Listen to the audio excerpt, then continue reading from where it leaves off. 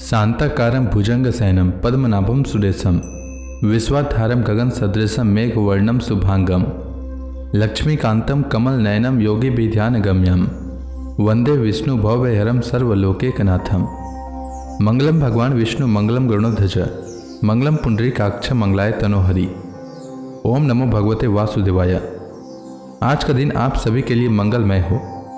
आइए सुनते हैं फागुन मास कथा का तीसरा अध्याय। आज की कथा में श्री मैत्रेय जी कहते हैं, विदुर जी, इस प्रकार जब रुद्र के सेवकों ने समस्त देवताओं को हरा दिया और उनके संपूर्ण अंग प्रत्यंग भूत प्रेतों के त्रिशूल, पटिस, खड़ग, गदा, परीघ और मुदगर आदि आयुधों से छिन्न भिन्न हो गए, तब वे ऋत्विज और सदस्यों के सहित बहुत ही डर कर ब्रह्मा जी के पास पहुँचे और प्रणाम करके उन्हें सारा वृतांत कह सुनाया। भगवान ब्रह्मा जी और सर्वांतर्यामी श्री नारायण पहले से ही इस भावी उत्पात को जानते थे, इसी से वे दक्ष के यज्ञ में नहीं गए थे। अब देवताओं के मुख से वहां की सारी बात सुनकर उन्होंने कहा, देवताओं, परम समर्थ तेजस्वी पुरुष से कोई दोष भी बन जाए तो भी उसके बदले में अपराध करने वाले मनुष्य का भला नहीं हो सकता। फिर तुम लोगों ने तो यज्ञ में भगवान शंकर का प्राप्य भाग न देकर उनका बड़ा भारी अपराध किया है, परंतु शंकर जी बहुत शीघ्र प्रसन्न होने वाले हैं, इसलिए तुम लोग शुद्ध हृदय से उनके पैर पड़कर उन्हें प्रसन्न करो, उनसे क्षमा मांगो। दक्ष के दुर्वचन रूपी बाणों से उनका हृदय तो पहले से ही बिंद रहा था, उस पर उनकी प्रिया सती का वियोग हो गया। इसलिए यदि तुम लोग चाहते हो कि वह यज्ञ फिर से आरंभ होकर पूर्ण हो, तो पहले जल्दी जाकर उनसे अपने अपराधों के लिए क्षमा मांगो, नहीं तो उनके कुपित होने पर लोकपालों के सहित इन समस्त लोगों का भी बचना असंभव है। भगवान रुद्र परम स्वतंत्र हैं, उनके तत्व और शक्ति सामर्थ्य को न तो कोई ऋषि मुनि, देवता और यज्ञ स्वरूप देवराज इंद्र ही जानते हैं और न स्वयं मैं ही जानता हूँ, फिर दूसरों की तो बात ही क्या है। ऐसी अवस्था में उन्हें शांत करने का उपाय कौन कर सकता है। देवताओं से इस प्रकार कहकर ब्रह्मा जी उनको, प्रजापतियों को और पितरों को साथ ले अपने लोक से पर्वत श्रेष्ठ कैलाश को गए, जो भगवान शंकर का प्रिय धाम है। उस कैलाश पर औषधि, तप, मंत्र तथा योग आदि उपायों से सिद्धि को प्राप्त हुए और जन्म से ही सिद्ध देवता नित्य निवास करते हैं। किन्नर, गंधर्व और अप्सरा आदि सदा वहां बने रहते हैं।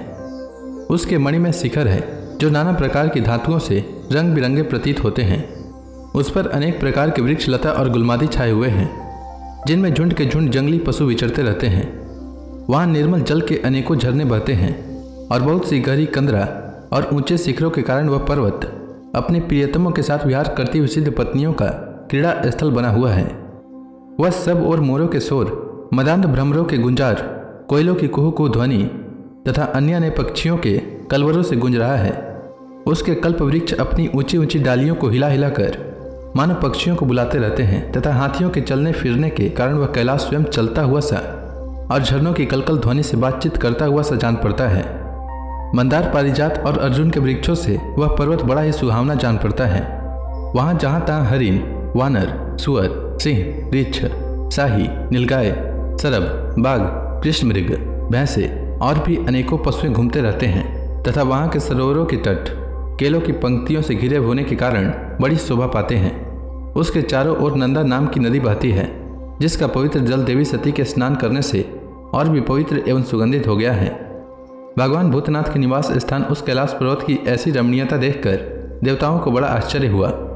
वहाँ उन्होंने अलका नाम की एक सुरम्य पुरी और सौगंधिक वन देखा, जिसमें सर्वत्र सुगंध फैलने वाले सौगंधिक नाम के कमल खिले हुए थे। उस नगर के बाहरी ओर नंदा और अलकनंदा नाम की दो नदियाँ हैं। वे तीर्थपात श्रीहरि की चरण रज के संयोग से अत्यंत पवित्र हो गई हैं। विदुर जी, उन नदियों में रति विलास से थकी हुई देवांगनाएं अपने अपने निवास स्थान से आकर जल क्रीड़ा करती हैं। विदुर जी, इसके बाद देवगण सौगंधिक वन में आए। वह वन रंग बिरंगे फल, फूल और पत्तों वाले अनेकों कल्प वृक्षों से सुशोभित था। उसमें कोकिल आदि पक्षियों का कलरव और भंवरों का गुंजार हो रहा था तथा राजहंसों के परम प्रिय कमल कुसुमों से सुशोभित अनेकों सरोवर थे। वह वन जंगली हाथियों के शरीर की रगड़ लगने से घिसे हुए हरी चंदन वृक्षों का स्पर्श करके चलने वाली सुगंधित वायु के द्वारा यक्ष पत्नियों के मन को विशेष रूप से मथे डालता था। बावलियों की सीढ़ियाँ वैदुर्य मणि की बनी हुई थी, उनमें बहुत से कमल खिले रहते थे। वहाँ अनेकों किम पुरुष जी बहलाने के लिए आए हुए थे। इस प्रकार उस वन की शोभा निहारते जब देवगण कुछ आगे बढ़े तब उन्हें पास ही एक वट वृक्ष दिखलाई दिया। वह वृक्ष 100 योजन ऊंचा था तथा उसकी शाखाएं 75 योजन तक फैली हुई थी। उसके चारों ओर सर्वदा अविचल छाया बनी रहती थी, इसलिए घाम का कष्ट कभी नहीं होता था तथा उसमें कोई घोंसला भी नहीं था। उस महायोगमय और मुमुक्षुओं के आश्रयभूत वृक्ष के नीचे देवताओं ने भगवान शंकर को विराजमान देखा। वे साक्षात क्रोधहीन काल के समान जान पड़ते थे। भगवान भूतनाथ का श्री अंग बड़ा ही शांत था। सनंद आदि शांत सिद्धगण और सखा यक्ष राक्षसों के स्वामी कुबेर उनकी सेवा कर रहे थे। जगतपति महादेव जी सारे संसार के सुहृद हैं, स्नेहवश सबका कल्याण करने वाले हैं।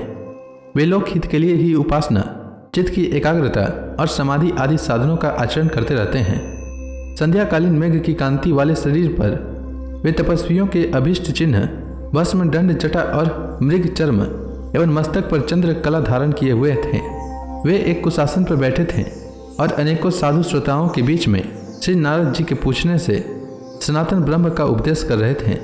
उनका बायां चरण दाईं जांघ पर रखा था। वे बायां हाथ बाएं घुटने पर रखे, कलाई में रुद्राक्ष की माला डाले तर्क मुद्रा से विराजमान थे। वे योग पट का सहारा लिए एकाग्र चित्त से ब्रह्मानंद का अनुभव कर रहे थे। लोकपालों के सहित समस्त मुनियों ने मननशीलों में सर्वश्रेष्ठ भगवान शंकर को हाथ जोड़कर प्रणाम किया।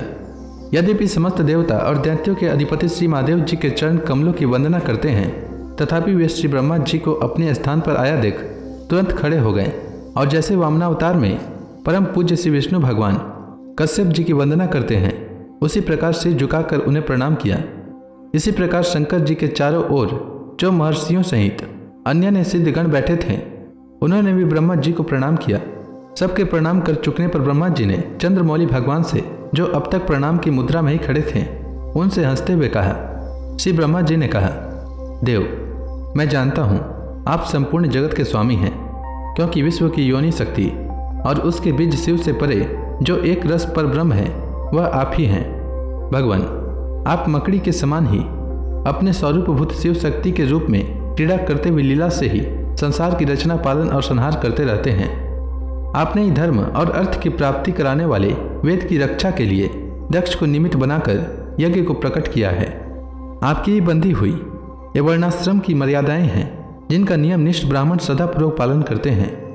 मंगलमय महेश्वर, आप शुभ कर्म करने वालों को स्वर्गलोक अथवा मोक्ष पद प्रदान करते हैं तथा पाप कर्म करने वालों को घोर नरकों में डालते हैं। फिर भी किसी किसी व्यक्ति के लिए इन कर्मों का फल उल्टा कैसे हो जाता है।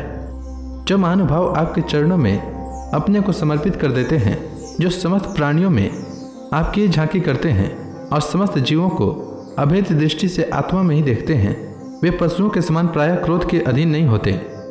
जो लोग भेद बुद्धि होने के कारण कर्मों में ही आसक्त हैं, जिनकी नियत अच्छी नहीं है, दूसरों की उन्नति देखकर जिनका चित्त रात दिन कूड़ा करता है, और जो मर्मभेदी अज्ञानी अपने दुर्वचनों से दूसरों का चित्त दुखाया करते हैं, आप जैसे महापुरुषों के लिए उन्हें भी मारना उचित नहीं है, क्योंकि वे बेचारे तो विधाता के ही मारे हुए हैं। देवदेव, भगवान कमलनाथ की प्रबल माया से मोहित हो जाने के कारण यदि किसी पुरुष की कभी किसी स्थान में भेद बुद्धि होती है, तो भी साधु पुरुष अपने पर दुख कातर स्वभाव के कारण उस पर कृपा ही करते हैं। देववश जो कुछ हो जाता है, वे उसे रोकने का प्रयत्न नहीं करते। प्रभु, आप सर्वज्ञ हैं। परम पुरुष भगवान की दुस्तर माया ने आपकी बुद्धि का स्पर्श भी नहीं किया है, अतः जिनका चित्त उनके वशीभूत होकर कर्म मार्ग में आसक्त हो रहा है, उनके द्वारा अपराध बन जाए तो भी उन पर आपको कृपा ही करनी चाहिए। भगवान, आप सबके मूल हैं। आप ही संपूर्ण यज्ञों को पूर्ण करने वाले हैं। यज्ञ भाग पाने का भी आपको पूरा अधिकार है। फिर भी इस दक्ष यज्ञ के बुद्धिहीन याजकों ने आपको यज्ञ भाग नहीं दिया, इसी से यह आपके द्वारा विध्वस्त हुआ। अब आप इस अपूर्ण यज्ञ का पुनरुद्धार करने की कृपा करें। प्रभु, ऐसा कीजिए जिससे यजमान दक्ष फिर जी उठे, भगदेवता को नेत्र मिल जाए, भृगु जी के दाढ़ी मोछ आ जाए और पूषा के पहले के ही समान दांत निकल आए। रुद्रदेव, अस्त्र शस्त्र और पत्थरों की बौछार से जिन देवता और ऋत्विजों के अंग प्रत्यंग घायल हो गए हैं, आपकी कृपा से वे फिर ठीक हो जाएं। यज्ञ संपूर्ण होने पर जो कुछ शेष रहे, वह सब आपका भाग होगा। यज्ञ विध्वंसक, आज यह यज्ञ आपके ही भाग से पूर्ण होगा। तो इसी के साथ यह अध्याय समाप्त हुआ। इसके आगे की कथा मैं कल के अध्याय में सुनाऊंगा। तब तक के लिए भगवान हरि का नाम लेते रहें। तो प्रेम से बोलिए भगवान विष्णु की जय, श्री कृष्ण भगवान की जय, भगवान शंकर की जय, समस्त देवी देवताओं की जय।